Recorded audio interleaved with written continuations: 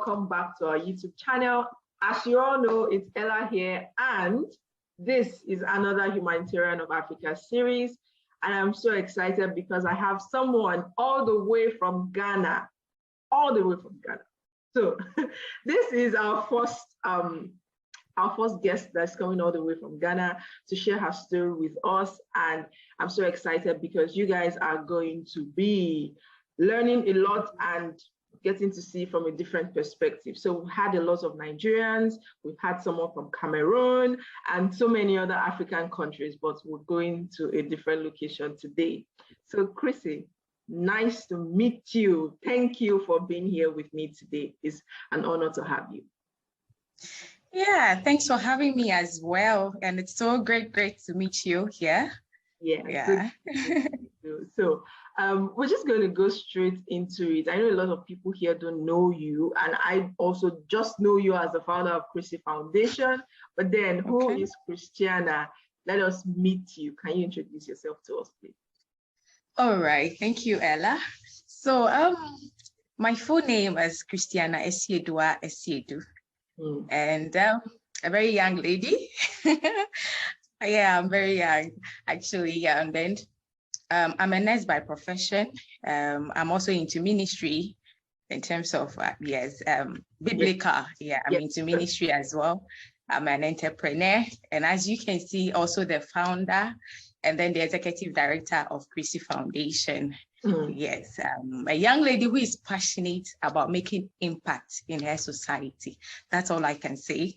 That's wonderful. That's really wonderful. So you're a nurse, you're an entrepreneur, you also have an organization. How are you able to marry all of that together and still, be fit? I know, right? I get that question a lot, okay? People do ask, hey, so how are you able to put all these things together and all that? But it's by the grace of God for strength, for strength. When you have life, I believe that you can achieve whatever you want to achieve. When you have good health, yes, you can set up a goal and then push it. But for me, it's more of planning. I love planning ahead of time. Yeah. So it's more of strategic planning. Other than that, I wouldn't be able to do whatever I am doing. And I make sure that whatever I would want to do, I do it to the maximum expectation or excellence. I don't like doing work halfway. So it's about management, strategic planning, management of one's time, and making sure that whatever has been put on paper, I pushed to make it happen. So that's how I have been. Wonderful. I love the fact that you mentioned strategic planning. That's something that stands out for me because I have to do a lot of things. And I have a book here. This is where all my, you see this list? I keep ticking it. So many things to do.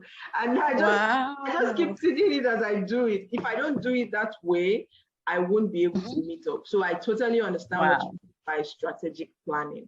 And that's great. Yeah. So I'm talking about Chrissy Foundation. What's Chrissy Foundation all about, and what's the impact? What has the impact been so far? All right, thank you very much, Ella. So Chrissy Foundation is a non-profit organization, which started way back in 2018. So we'll be 4 years in August this year. Right. Yes, and Chrissy Foundation is poised to impact the life of widows, single mothers, and then women in general. And so over the years, we've organized vocational training for these women. We make sure that they have a skill to depend on.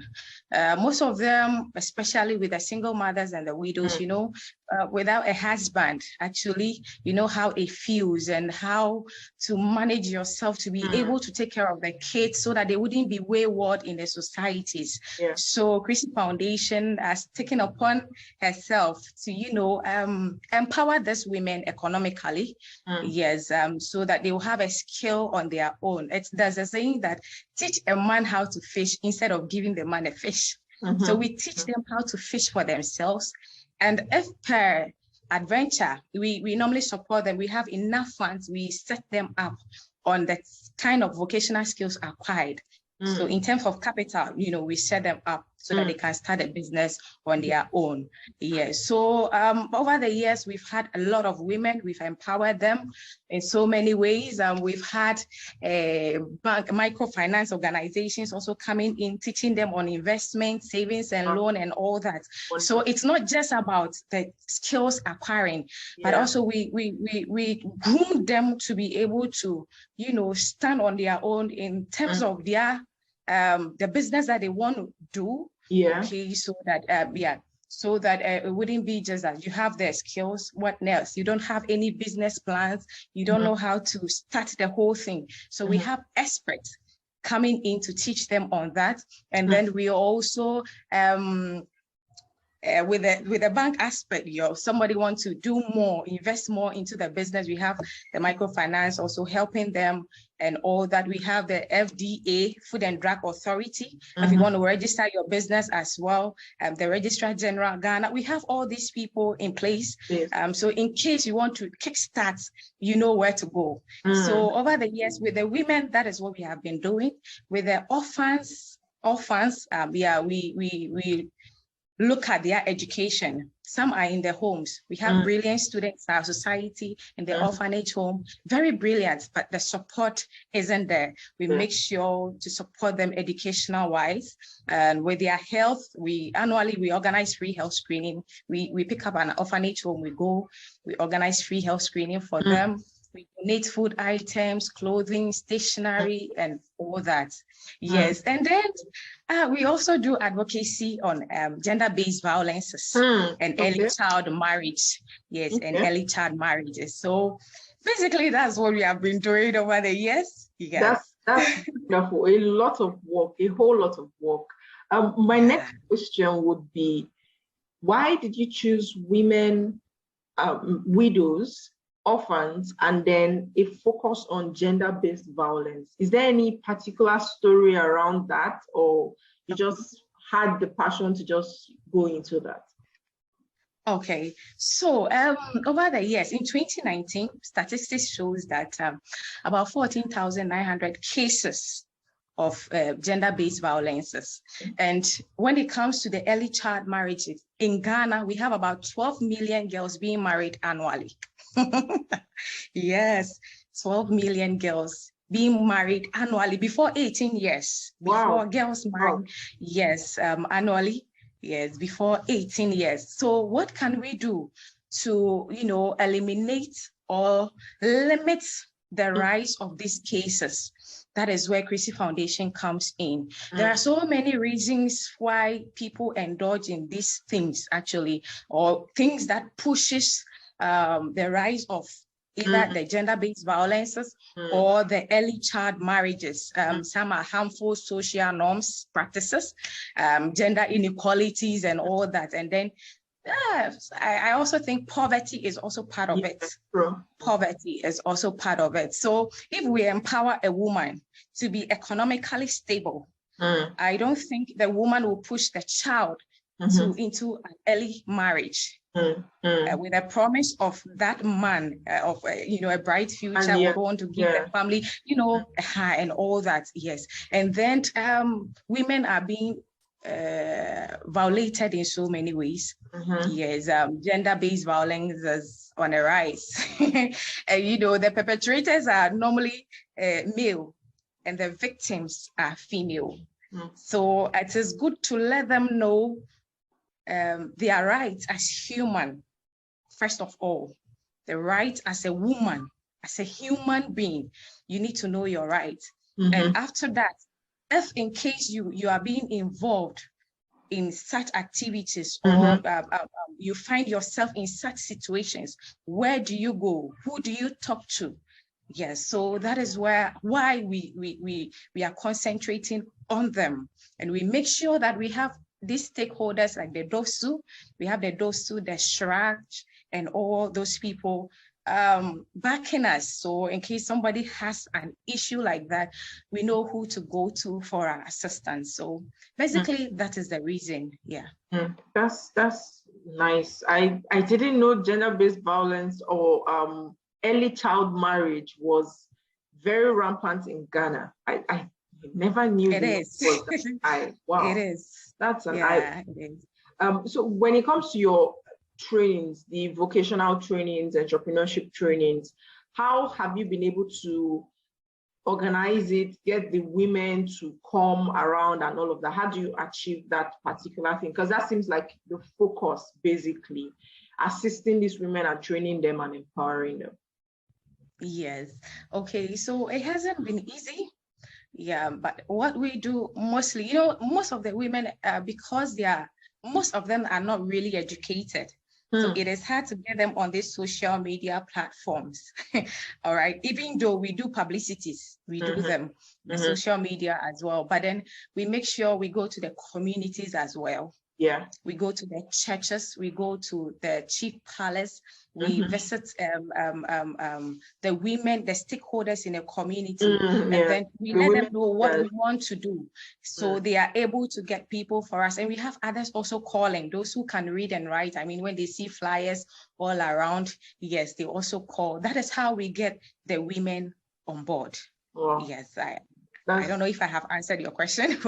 Yeah. That's really great. So what kind of skills, what kind of businesses or skills do you kind of set up for the women? I've seen some of your pictures and your outreaches, and I think I've seen soap making and some other things. Yeah. What kind of skills exactly do they get trained in? All right. So and when it comes to detergents, or household chemicals, we have liquid soap, shower gel. Wow. They said something like after wash or something, and then we the sanitizer. When the COVID came, yes, people really patronized sanitizers, so we teach them on sanitizers, and then floor cleaners. Parazone, Dettol, the bleaches, yes. And then when it comes to food, we've trained them on various, yogurts, Milo drink. We've had Atade milk or something.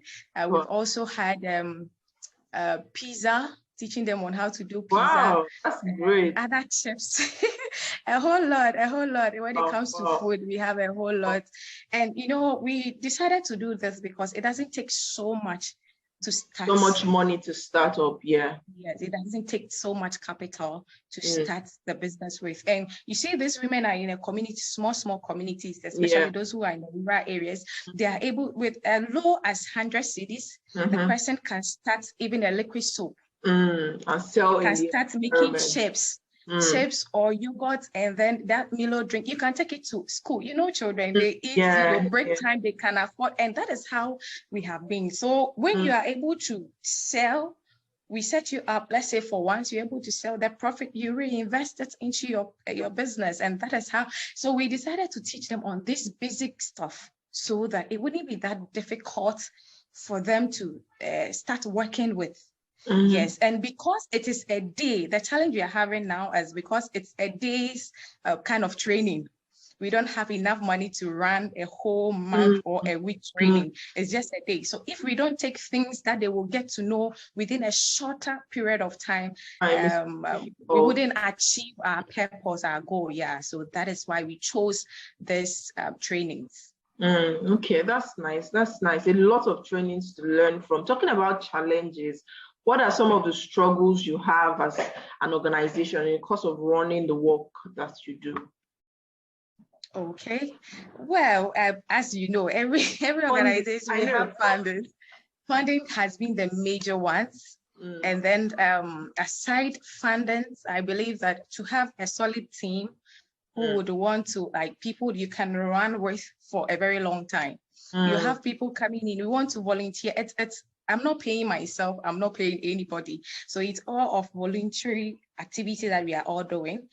Every member, every volunteer has their own work that they are doing. So to have people to move at a particular time is very difficult because everybody is working. They have their own jobs. Nice. Yes, they are working for others and all that. And to have permanent people who would be with you for a very long time, sometimes you get volunteers, you get members you work with for some time that, oh, these people have gotten to know what we are about, what the And vision and the mission. And start all over again. Oh, you'd have to start all over again. So that has been the challenges. And then also the fans, these women, just as I said earlier, the training normally happens within a day. And some of the things we wish to run for like a week or a month. We are looking at even indulging the girls, mostly the pot headers. I don't know if you know pot headers. They are all over the street. We're hoping to have like a whole center to have these ladies to train for like 3 months, 4 months, even 2 years free of charge. But the resources is not there. So this has been the major challenges I've faced over the years. Yeah. Wow. I know what it means to have people, and then you've trained them, giving them everything they need to work with you. And after like 6 months, they have to go, and it's heartbreaking. Right? It's heartbreaking. So what are some lessons that you have learned in the course of running your organization? Is there any particular day that has stood out? I think those are two different questions. So let's start with the first one. What lessons have you learned in the course of running your organization? Well, the lessons, well, it's there has been a lot of lessons, and personally as a human being, not for the organization per se, but as a human being, this work has humbled me a lot. Yes, because when you go to these rural areas, when you go to communities, you realize that you are fortunate, you are blessed to have what you have. Yes, and so as a human being, probably you are wishing to have so many things as a woman. Oh, I want to get, it's good to get certain degrees, it's good to get to certain extent, you have to aim higher, but I've learned not to fret so much over things. I've learned not to stress so much over things. I need to plan. I plan very well. I try as much as I can to push it. It's not enough to just plan and leave it. But when you are pushing and it is not, you just have to trust in God and allow him to do his work. So I've learned that on that part, it has humbled me. And on the other side, as an organization, I believe that one thing I've seen as people are not really, as sometimes you see people, like they said, you cannot judge a book by its cover. There are a lot of people going through certain challenges that when you see them, you might not notice. One thing I have learned is to learn how to kind of have a conversation, a good communication actually with people. Yes, and with that, when you have interest, in their affairs, and when you have a way to go around things, they are able to open up to you with so many things that nobody even knows. Not even, especially the girls, the boys, their parents even have no idea about.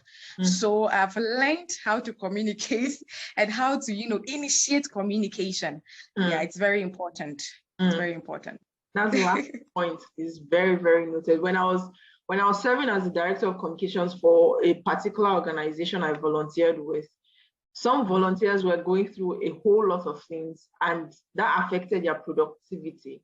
And the founder kept complaining and complaining, but I was like, maybe they're actually really going through something.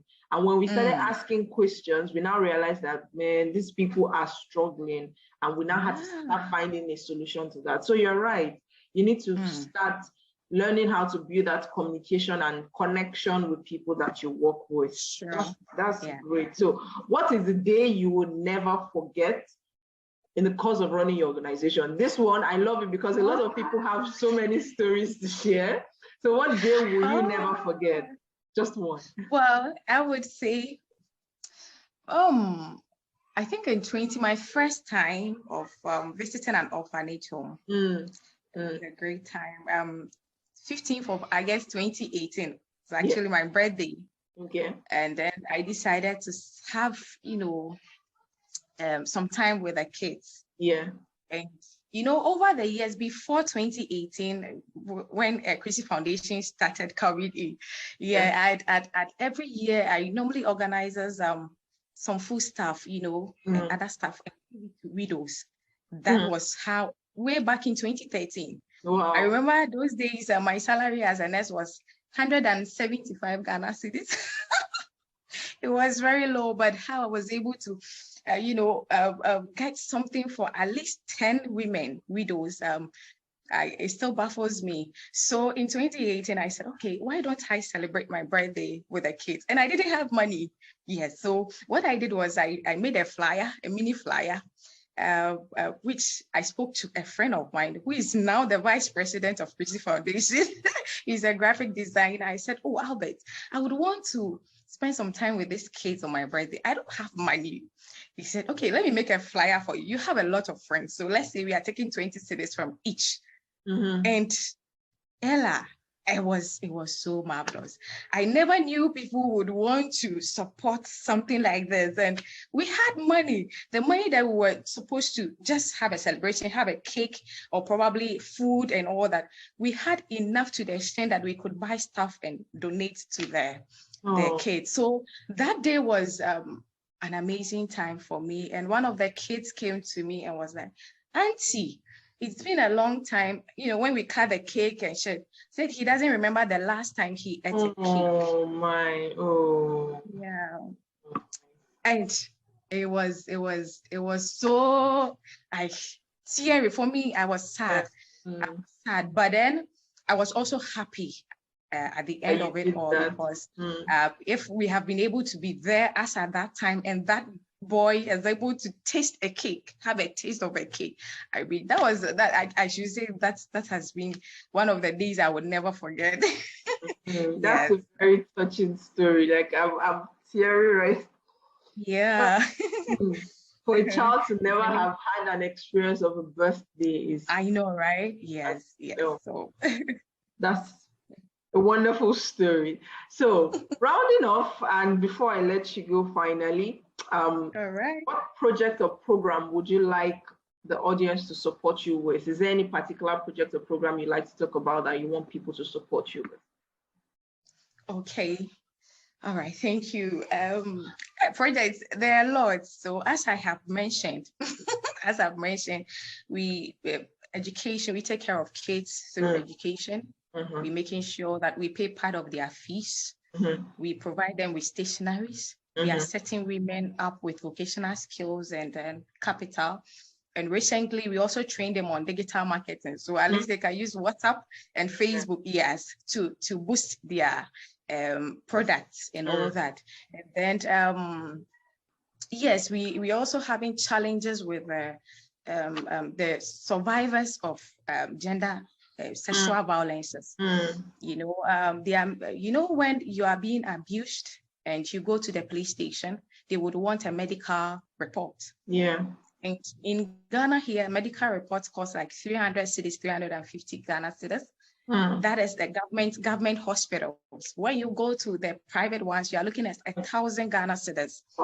And without it, the police can't move, can't take any step further in investigating whatever issue is. And these women or girls are not like, they are not working. They are not people who really have money or can afford this. So it's been a challenge. They are not able to afford the medical bills. They are not able to afford the medical bills. With that, if you are not able to afford the medical bill, do you have a case? You don't have a case. You don't have a proof that you have been abused. So this is one of the challenges as at now, even though I have mentioned a whole lot of things I would want others to assist us with, but this particular one, I'm trying to set up a Get Fund for them so that at least we'll use that to support survivors of sexual abuse and other forms of gender-based violences to be able to seek for medical attention. Yes. So I think that is it. Yes. Okay, that's wonderful. So guys, as usual, you can see the contact details and donation details for Chrissy Foundation on your screen. Also, I have dropped every detail in the description box. If you cannot get access to them, just in case they are unavailable, send me an email and I will definitely connect you with Chrissy. So Chrissy, final words before I let you go. Is there anything you have to say to people listening and also organizations, founders running in Ghana? All right, thank you, Ella.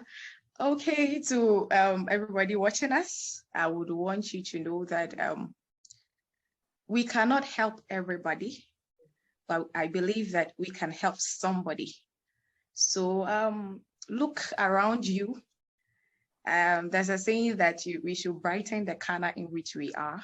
If there is any child around, just be vigilant. I believe that if you have a child, whatever you would wish your child to have, as a parent or as a sister, as an uncle, as a brother, whatever you would wish a sibling, a niece of yours, or a child of yours would have, try and help people around you. You might not be able to help everybody, but at least a single person, it will go a long way to touch a life. And to all organizations, I know it is tough, it is hard. Sometimes the emotional trauma alone, it's not easy, but I believe that it's a worthy cause. So whatever you have set your to do, whatever your goals are, whatever your missions are, keep on pushing. Keep on pushing. I believe that our rewards are not on earth. It is in heaven. That is what I believe in. And sometimes I believe we are going to grow. And then look at me, if I grow to like 80, and then you have all these kids that you have really impacted positively, some of them coming back to you, wouldn't that be so heartwarming? Yes, I believe that it's the most precious gift you can have even at your old age. So don't lose hope. Don't give up. Don't quit because of the challenges we are facing. Keep on pushing. Thank you. Thank you so much. Keep on pushing, guys. So we have come to the end of today's episode, and look forward to our other videos. There are so many others coming up. And thank you so much, Chrissy, for being here with me today. Thank you, Ella, for having me. Bye. Bye.